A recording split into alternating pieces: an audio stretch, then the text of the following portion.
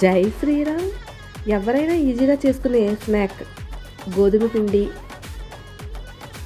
ఉప్పు, కారం, కలోంజీ సీడ్స్, ఉల్లి విత్తనాలు, సోడిపిండి. మామూలుగా అయితే సోడిపిండి పిల్లలు తినరు కదండి.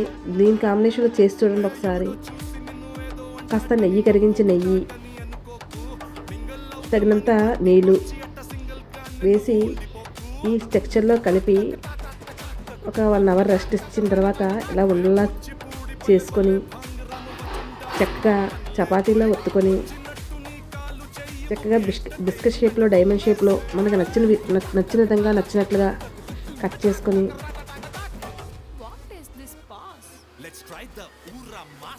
నూనె పెట్టుకొని వేపుకుంటే బాగుంటాయండి. చూసారా ఎలా పొంగాయో?